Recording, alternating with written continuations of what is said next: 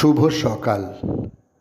আজ 19শে বৈশাখ 1431, ইংরাজির 2রা মে 2024।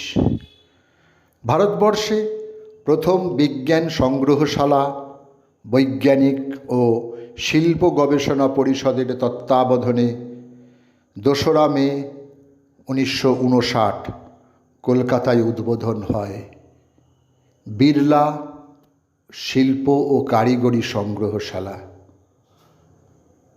2রা মে 1921 কলকাতা শহরের বিখ্যাত সাহিত্য ও শিল্প সমাজে খ্যাতনামা রায় পরিবারে জন্মগ্রহণ করেন জগৎবিখ্যাত ভারতীয় বাঙালি চলচ্চিত্র নির্মাতা সত্যজিৎ রায়।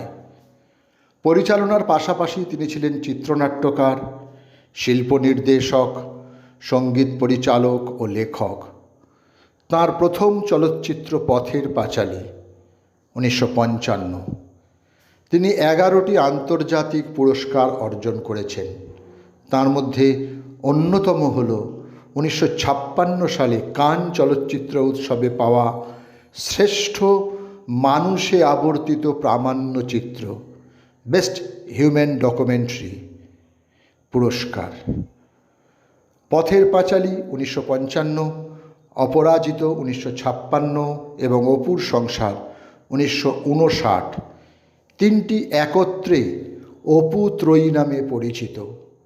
এই চলচ্চিত্র ত্রয়ী তাঁর জীবনের শ্রেষ্ঠ কর্ম হিসেবে স্বীকৃত।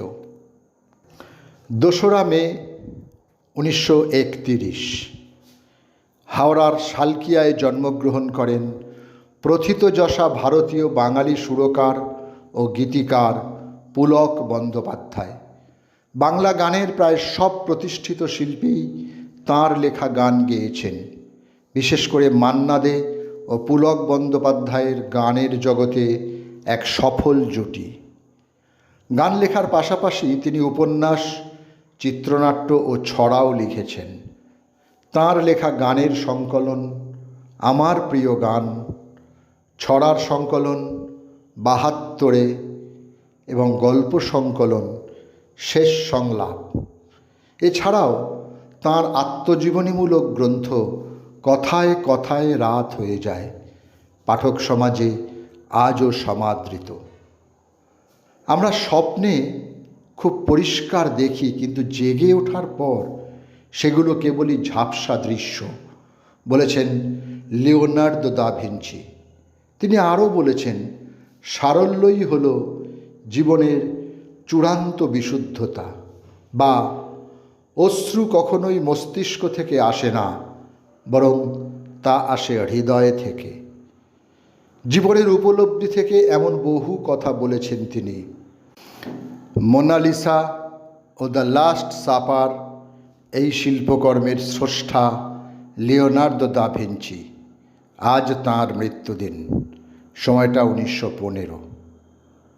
কেনেডির স্ত্রী ও কন্যাকে হত্যার পর প্রফুল্ল চাকি ও ক্ষুদিরাম আলাদা পথে পালাবার সিদ্ধান্ত নেয়। প্রফুল্ল ছদ্মবেশে ট্রেনে উঠে কলকাতার উদ্দেশ্যে রওনা হয়। 2রা মে 1908 সমস্তিপুর রেল স্টেশনের কাছে প্রফুল্লকে সন্দেহ করে ব্রিটিশ পুলিশ দারোগা নন্দলাল ব্যানার্জি। ধরা পড়বার আগেই প্রফুল্ল নিজের মাথায় পিস্তল ঠেকিয়ে আত্মহত্যা করে। 2011 2রা মে পাকিস্তানে মার্কিন কমান্ডোদের হামলায় মৃত্যু হয় ওসামা বিন লাদেনের। দেহের ডিএনএ টেস্টের পর মার্কিন কমান্ডোরা রণতরীতে দেহ নিয়ে গিয়ে আরব সাগরে ফেলে দেয়। সকলকেই আমার আনত প্রণাম।